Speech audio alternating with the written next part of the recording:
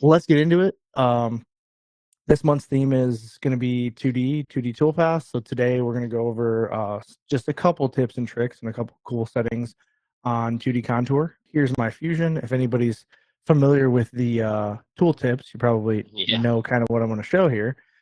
This is a great tool tip, and I actually think it's gone. I don't know if you guys noticed, but I don't know if it was last week or whatever. They changed all this stuff. Look at all these things are brand new. Oh, they're updated. Yeah. So there are things like that changed.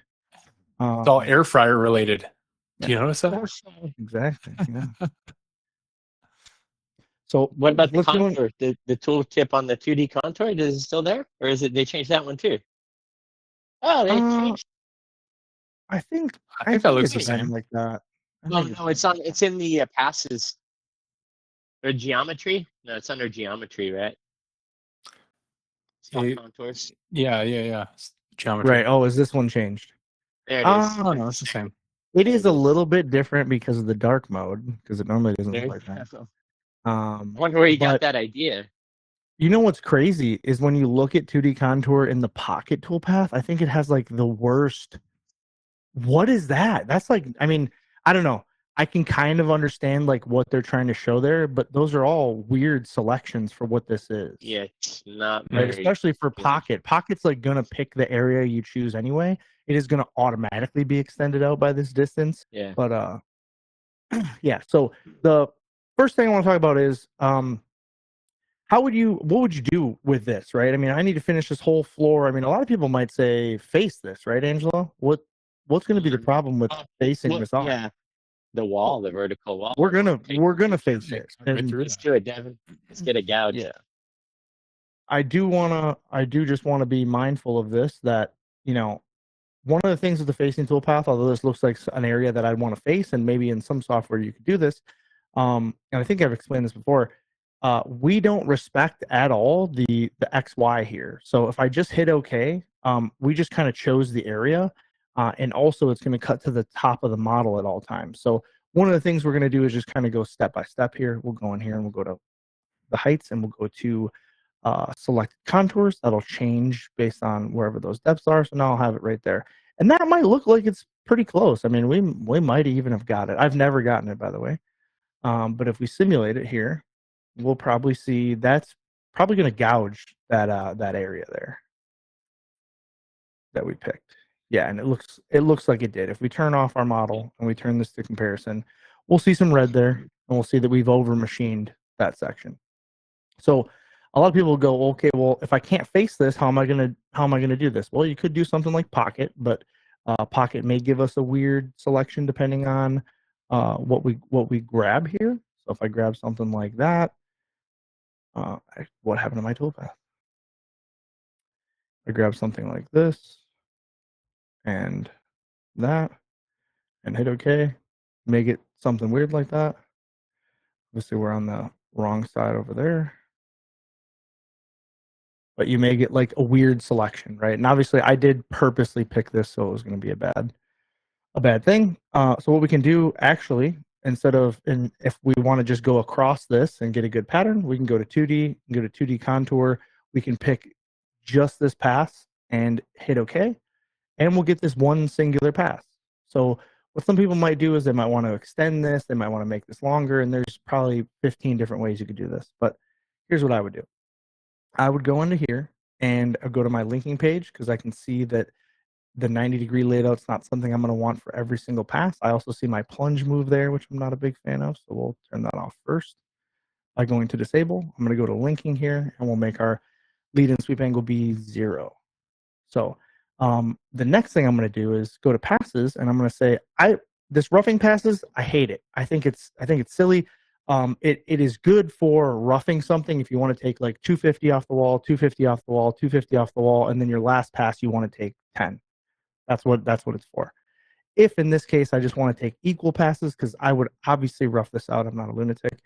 I'm going to just go here to multiple finishing passes, and I'm going to say I want 25, and I'm going to step this over. I have a 1/2-inch tool, step this over like 400. I'm going to hit OK. And then look at that. It does 25 passes. Now, what's the problem with this, Angelo?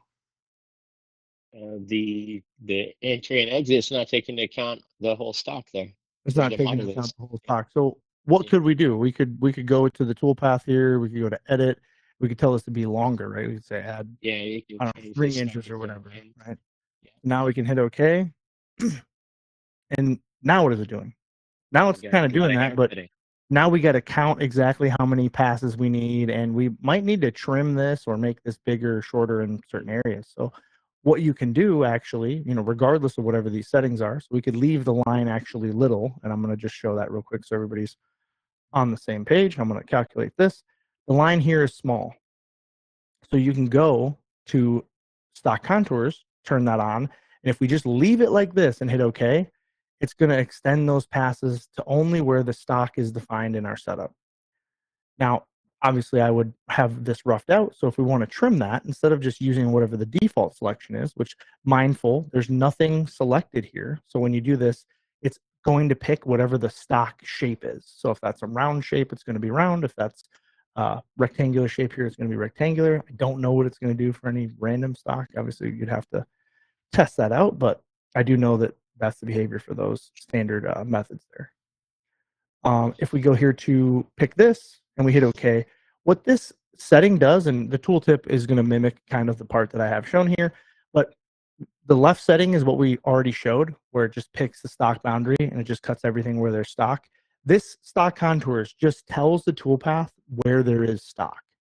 So if you have 19 areas selected somehow with whatever selection you have, and you only have one area you want it to cut, you can just select that one area and it'll just tell it, hey, I know we have all these other parts that we were told to generate toolpaths on, but there's only material in this one spot. So that's what this does. If we pick that area there and hit OK now, I want to pick it here. It should show up as yellow, and we'll hit OK. Now it's going to extend and trim those. Let's turn this off, and I know I have weird colors or whatever, but that's what the toolpath is going to do. So it's going to trim that off. So this is a super useful setting. I also don't have to count how many passes I need. Remember, I told it 25, and we had probably about 10 extra. I do need, however, to tell it enough passes. So I wouldn't tell it something crazy like 2,000, because 2,000 passes still need to get generated, and then they will get trimmed. And if you don't tell it enough passes, like we go 8, what's going to happen, Angelo? We'll only get 8. Yeah, we'll only get the amount of passes that we tell it. So we do need to tell it a amount larger than what we need there. So hopefully that makes sense. Moving on to the next thing. Yeah, I mean, another way to do this, let me turn this back on, and this will kind of just lead into my next example. We'll put this back to 25. And we go to my geometry and we just leave this at these stock contours.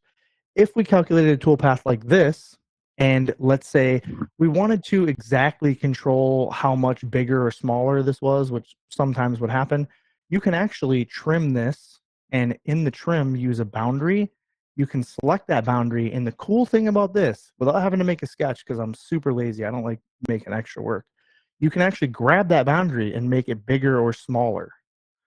So you can drag that boundary out now and hit OK, and that will trim the toolpath off. Now I told it the wrong thing. That was my bad. By default, it's going to do whatever's on the outside. But we're going to say do just what's on the inside of that boundary, and now you can see it will do that boundary. So hopefully everybody found some value in that. Pretty slick. Another common thing that happens, Angelo, is I've made a lot of these little tub fittings and whatnot like this in aerospace. And back in the day, you know how I had to do the toolpath here? I had to do a 3D toolpath. And the bad thing about a 3D contour when you do this, and let's just make pop a template on there. The bad thing about a 3D toolpath is if you do a 3D contour, it's going to wrap around the corner here and grab this really thin wall. So we're not super concerned with that. But if we go to 3D here and we go to contour, we'll go to geometry, changes to selection. We'll pick that area right there. And we'll tell it the tool can go outside the boundary. Hit OK. It's going to do this. It's going to do this kind of wrapping motion. You ever had problems with this, Angelo? Yep. Oh, yeah. Like, I have customers ask me all the time, how do you get rid of that? Well, how could we get rid of it now? Obviously, we could just trim. We can tell it to avoid right, we could a little trim the tapered toolpath. area. We could Yeah, pull. We we could can- actually grab this bottom and suck this toolpath in. So there's a cool way to do this now. Now, mindful, we're getting in a rabbit hole here because this is 3D. But we could grab this and then we could pull that in and basically cut those sections out because we have the offset of the tool here. So we will lose a little distance there, obviously, of that part that we need. So you might have to trim this a couple different ways, but if you hit OK here, we can certainly start to trim off if we use the right selection. You can start to trim off and get that just the area that you want. So how would we do this with 2D though? Because in 2D, what's going to happen? Do I have a way to vary the distance of these passes?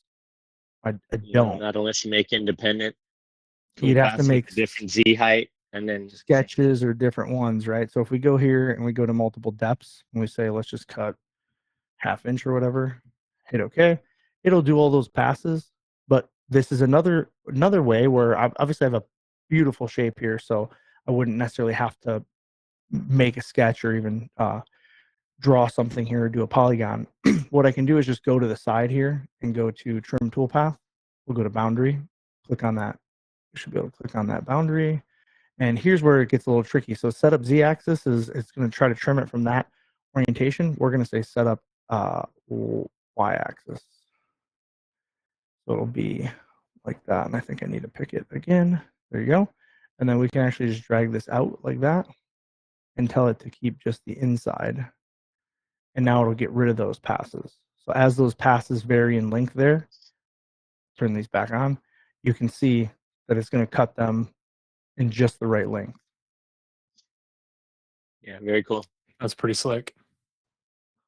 So hopefully everybody found some value in that. Absolutely. Thanks for watching this video, guys. If you like this video and want to see more, be sure to join me over at the Digital Manufacturing Collective. You can get the DMC app on your iOS or Android device now in the Apple or Google Play Store. I'll see you over there.